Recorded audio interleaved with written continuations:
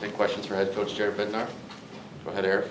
Just, I guess, what are your overall thoughts from the early jump start to the shorthanded goal against getting it back in the third?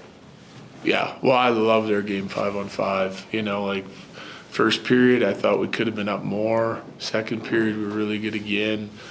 One of our better defensive efforts of the year, and physical, and spent some time in the D zone in the second period, but like didn't give up any dangerous chances 5-on-5 really. Made a mistake on the power play, gave up the shorthanded one, made a mistake on the penalty kill, gave up a quick power play goal, but besides that, I liked their game. I thought it was like really solid. Evan, then Jesse. I know Parker's not here to score goals mainly, but he's almost up to his career high already. Like, what difference have you noticed from him from last year to this year, the second year of the season? Well, from the time we moved him to wing last year, he's been a really good player, right? And they've obviously found some chemistry, those four guys, if you include OC, regardless of which three are playing on the line.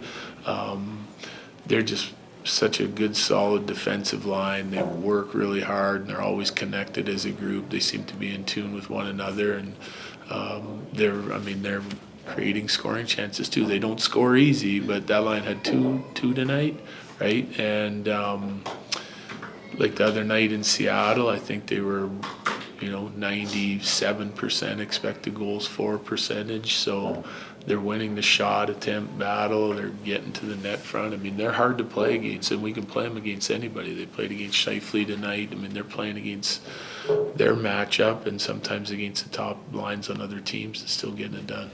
Jesse, and then we'll go to Ryan. Coach, what's something you'd want to see your power play do differently to maybe find some more consistent success? Yeah, I don't know. Tough question. Like, I really liked their first power play again tonight.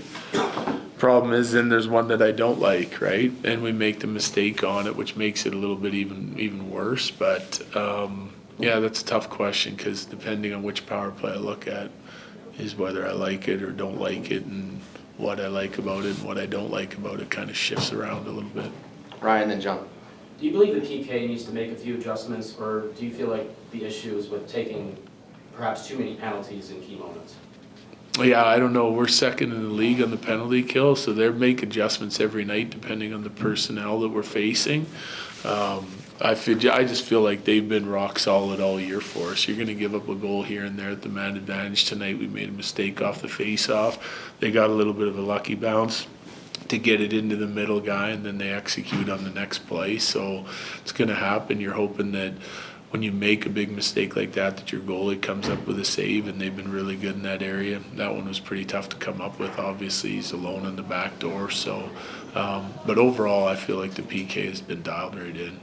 John, then Bailey. Do you have to guard against maybe that you're playing so well that teams are going to try to test your discipline or self-control and antagonize and maybe mix things up and make it difficult in other ways? Well, we haven't seen much of that, but you have to be prepared to be able to win whatever game's being played, right? So, I mean, we kind of talk about all those things. Like, Seattle will throw something different at us than Winnipeg, and Dallas will throw something at us different than Minnesota. Like, it's just everyone plays to their identity, and they have a certain style, and you kind of know what it is, and you're prepared for all of it.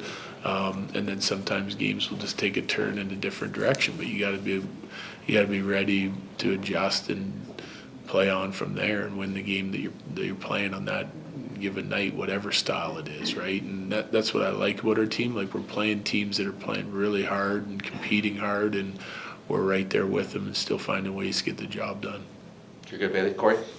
Have you ever landed a punch while laying on the ice in a game? And then more importantly, just the way, is it too far to say, like, this is the best Josh Manson has played for you, like, in the last? Well, he's playing well, and he's playing physical, and he's involved.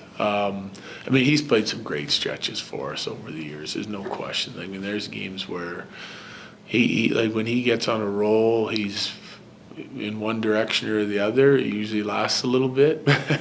And, right now he's playing really well, and all of his reads are good. And it's, like when you play that aggressive style and you want to play physical and you want to be hard to play against, you got to be on time, right? So right now his timing is great.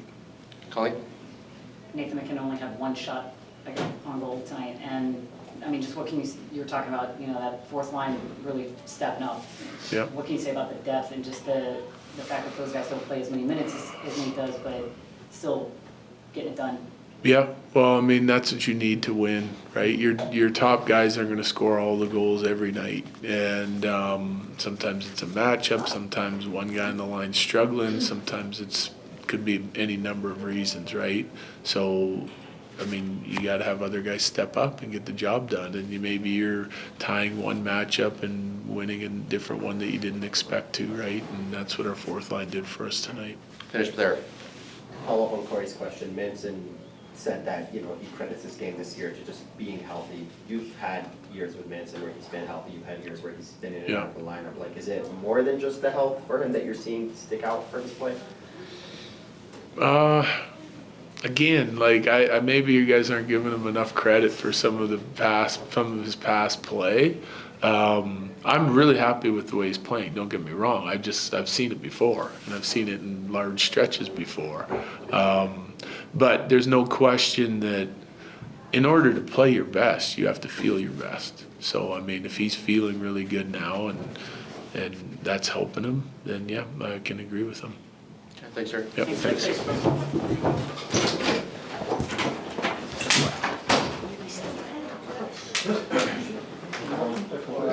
You had to leave there in the second, came back in the third. How you feeling? Yeah, I was fine. I was just a little cut inside, and that's why I left, and then spotters got me. So I had to do a little test, and I felt fine. That 2-on-1 that you guys had, you guys get up the ice quickly, turn it from a D-zone shift into an odd man rush. Just how much fun is it to play with Nate? You guys can play at that speed? Yeah, it's good. If you break the puck out, we can beat them up the ice, and that's kind of what happened there. With you going down, what can you say about this team's next man up mentality in games like this? Yeah, I mean, we have a deep team, and everybody knows that. So everybody can step in and a role, and yeah, it's huge. Marty, it was a really physical game. What does it mean to have a guy like Josh Manson play the way that he did? Yeah, he's an animal. He's so important for his team, and he can step up like that. He's great all around. His all-around game is great, and this is a plus as well. Seemed like Hellebuck settled in there a little bit. How'd you like how this team kind of grinded it out this final couple periods too? Yeah, I think they're a good team. Obviously, I think we didn't play our best, even though I feel like we were still a better team out there. But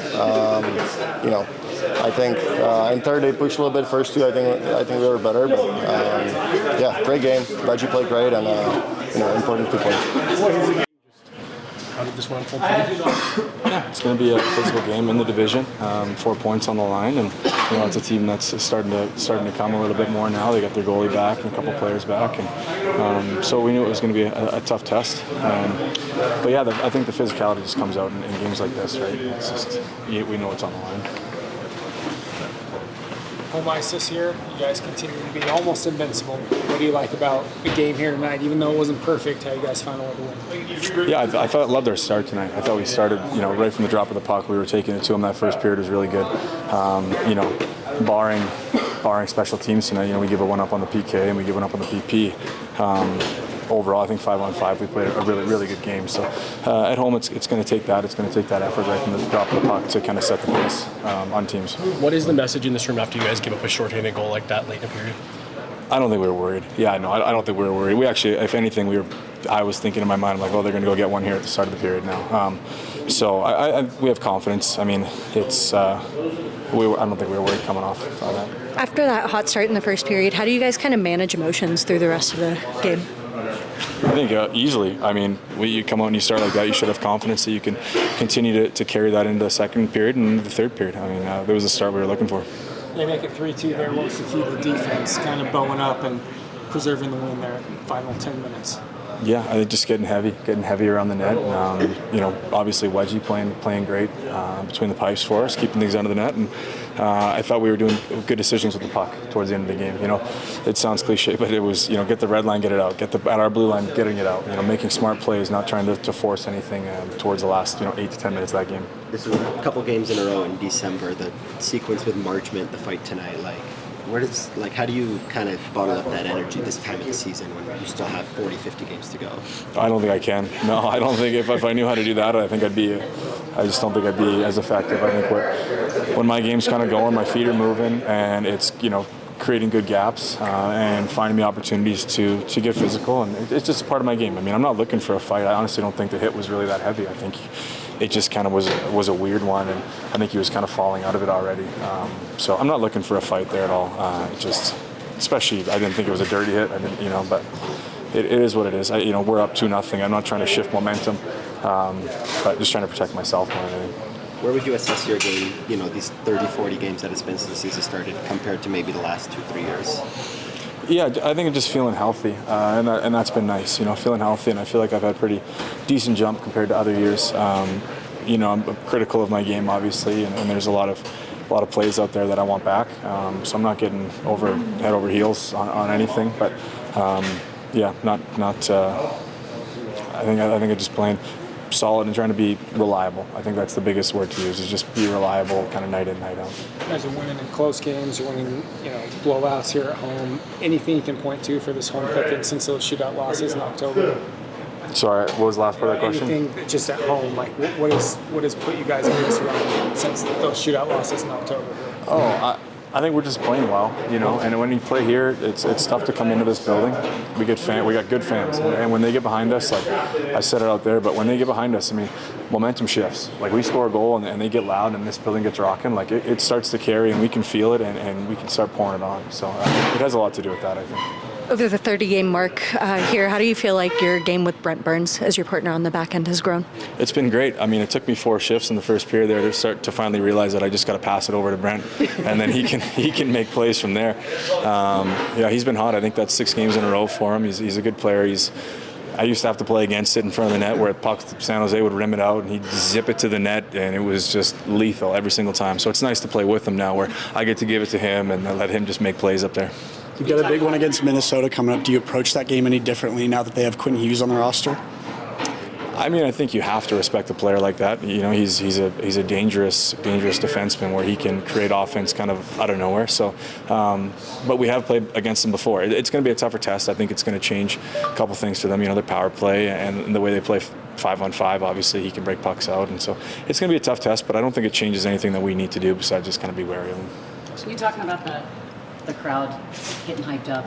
Can you hear them? Can you hear everything that's going on when you're in the box and they're going from on the Jumbotron? Yeah, I was watching it. It was making me laugh. Yeah, I got a good laugh out of that. It's I love when fans get behind you and cheer you on, and it just makes it fun. That's what's kind of fun about sports, and being blessed enough to be a hockey player is you can have 17,000 people cheering you on all of a sudden. Thank you so much.